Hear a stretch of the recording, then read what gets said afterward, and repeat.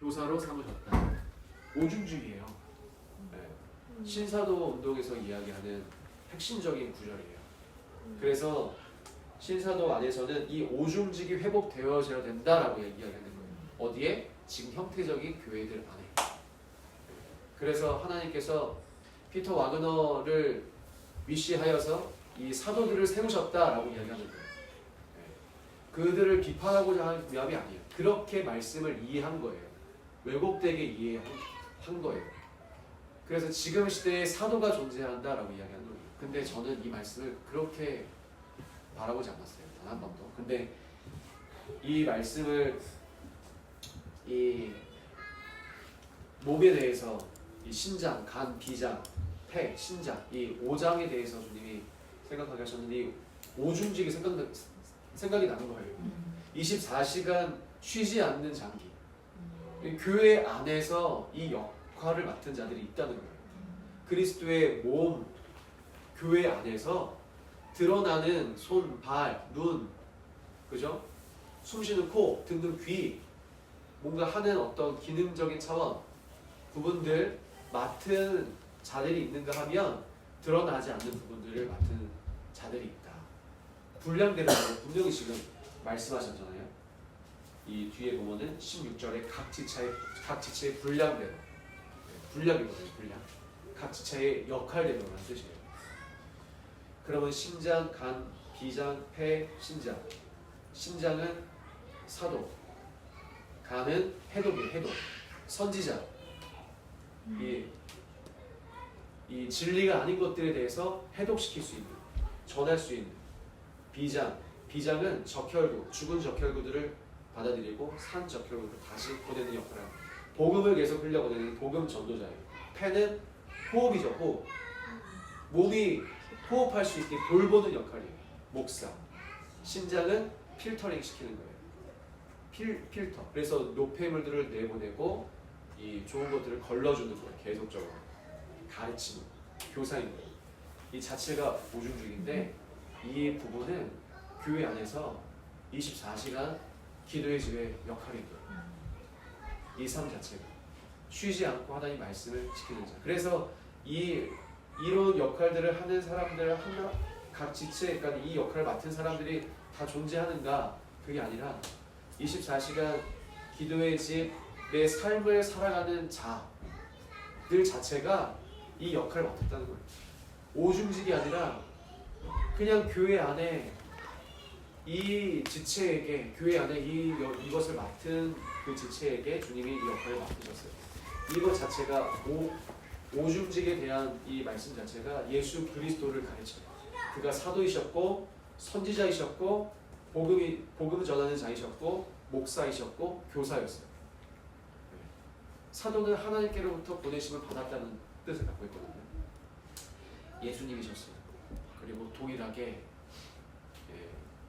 예수님의 그리스도의 신부인 자들에게 이 삶을 살게 하십니다. 그래서 이 말씀은 신부, 기도의 집에 삶을 살아가는 핵심적인 그 정체성이 곧 신부입니다. 말씀이 너무 저는 놀라웠어요. 그래서 왜냐하면 지난 우리 정우 집사님네랑 같이 양구 정중앙면에 가서 정중앙탑이 있어요. 우리나라 한반도의 모든 섬들을 포함해서 정확하게 사각형으로 해서 그 정중앙이 되는 곳이 양구 정중앙면이거든요. 거기에 딱 측량을 해서 다림줄을 내리고 거기다가 정중앙탑을 세웠어요. 사람들이 그렇게 많이 찾는 곳이 아니에요. 근데 무당들 그리고 뭔가 신내림 받는 사람들, 이런 사람들이 가서 기도하는 거죠. 되게 신기하죠. 이게 약간 번외인데 제가 예전에 뭔가를 이렇게 막 자료들을 막 찾아보다가 진짜 이 신내림 받는 사람들이 막 그런 지역들을 엄청 찾아다닌다는 것을 알았어요. 영적인 스팟. 영적인 스팟이죠. 근데 정중앙면도 그런 곳이에요. 그래서 저희가 2022년도에 하나님께서 에덴에서 발원한 4개의 강에 대한 말씀을 주셨고 한반도 정중앙에서부터 이 샘, 예수 그리스도가 발원되어져서 동서남북 사방으로 흘러가야 된다라고 하는 감동을 주셔서 2022년 그 무주 쌍골 그 땅을 막 기경하는 그 와중에 이 투어를 하게 됐었던 거예요. 정중앙에서부터 올라가서 쌍골에서 100m 관정으로 퍼온 그 생수를 갖다 붓고 이사야서 61장 말씀 선포하고 애들이랑 가서 기도하고 예배하고 동서남북으로 이제 정중앙에서 최동단, 최남단, 최서단, 최북단 이렇게 가는 여정인데 아직 끝나지 않았거든요. 이번에 정중앙에 다시 가게 하셨어요. 정 집사님 내가 양구에 가신다고 얘기를 하시면서 같이 가자고 하시길래 정중앙을 가야겠다. 그래서 정중앙에 갔는데 양구 가기 바로 전 주일이 8월 첫째 주였어요. 그때 지훈 목사님 오셨다가 가시고 저랑 그 양구 저는 이제 월요일날 양구에 가서 화요일날 아침에 이제 또 다시 우리 그 지목사님이랑 통화를 하는데 오늘 스케줄이 없으시다고 하시면서 저한테 얘기하지 말라고 2시간 반 걸린다고 그래갖고 양구까지 오셨어요. 그래서 정중앙 탑에서 저희가 또 말씀 선포하고 함께 예배하고 내려오는 길에 서프라이즈로 방문을 하신 거예요. 지목사님이 다시 정중앙 탑 올라와서 거기서 하필이면 내려오는 길에 좀 더 위에 있을까. 계속 이제 말씀을 하시는데 계속 이제 저희는 뭐 아무튼 되게 좋은 시간이었는데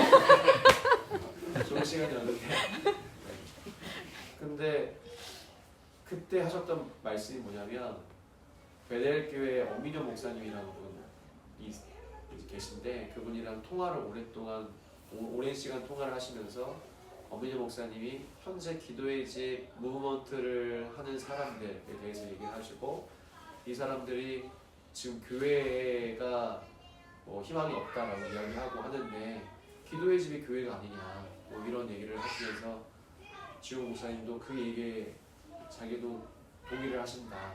그래서 그러니까 브리톨람 기도의 집도 교회가 아니냐. 그러니까 이름을 그냥 교회라고 하는 게 어떻겠냐. 교회가 더 이 네이밍의 파워가 있는데 그리고 이번에 저희가 10월에 예루살렘에 올라가기로 했거든요. 10월에 예루살렘에 올라가면 미시간 지원에 가서 헵시 목사님 만나서 이 부분에 대해서 한번 좀 얘기를 해보면 좋겠다라고 말씀하셨어요. 그리고 제가 이제 그 얘기를 듣고 이 교회 안에서의 기도의 집 그리고 기도의 집으로서의 교회 이런 부분들을 좀 더 많이 생각을 하게 된 거예요. 교회예요, 교회. 우린 다 그냥 교회예요. 근데 형태적인 교회로 보면 이 부분이 그냥 분리되어져서 보일 수밖에 없는 거예요. 그러니까는 엄민영 목사님도 저는 직접 뵌 적도 없고 그냥 그분 만드신 찬양이 너무 좋으니까 그랬는데 그분이 말씀하신 기도의 집 무브먼트를 일으키는 사람들도 교회인 거예요. 그리고 그 교회도 교회이고 다 교회예요. 그리스도의 몸된 교회. 근데 이거를 형태적으로 분리시켜버리면 이제 뭔가 이본적으로 되어지는 거죠. 다 교회인데 왜 교회가 아니라고 하냐. 그게 아니라 다 교회인데 역할을 맡은 거예요. 그 안에서 지체들. 물론 기도의 집 무브먼트를 하시는 분들은 제가 누구인지 어떤 분들인지 알지만 그분들의 방향성도 옳지가 않거든요. 왜냐하면 이거를 운동으로 일으킬 수 있는 것이 아니기 때문에. 그리고 결론적으로는 24시간 주님과 함께 살아가는 그 삶이 가장 중요한 거예요. 예수 그리스도의 말씀을 지켜내면서 24시간 자기를 부인하고 삶을 헌신한 삶을 살아가는 자를 하나님의 말씀을 이 땅 가운데서 이루실 수 있도록 말씀을 주님의 몸된 교회 몸 안으로 심장처럼 흘려보낼 수 있는 자들. 이 말씀이 아닌 비진리들을 나를 부인함으로 내 안에서 필터링 시킬 수 있는 자들. 이 호흡이 생명의 호흡이 계속적으로 교회들 안에 몸 안으로 흘러갈 수 있도록 기도함으로 호흡할 수 있는 자들. 그게 기도의 집인 거예요. 눈에 보이는 오장 같은 거죠. 그래서 그런 고민들을 하게 됐고 하나님의 그리스도의 몸된 교회 안에서 기도의 집에 대한 위치를 이번에 말씀을 준비하면서 이제 이 방금 보았었던 에베소서 4장 말씀으로 딱 받게 됩니다. 5장에 대한 부분입니다. 신장과 간과 비장과 폐와 신장에 관한 부분이구나. 그래서 드러내지 않고 그냥 그 자체로 몸 안에서 일하는 자들이구나. 그래서 그러한 마음을 같이 좀 전하고 싶었었어요. 나누고 싶었었고 우리가 다 그 삶을 살아가는 건 아니에요. 그렇지만 그 삶을 살아가기로 주님께 홀링을 받고 그 삶을 살고 있는 헌신하고 있는 브리톨란과 함께 지금 한 몸으로 서서 이 시간들을 보내고 계시니 저는 그 자체로도 하나님의 특별한 부르심이 있다고 생각을 합니다.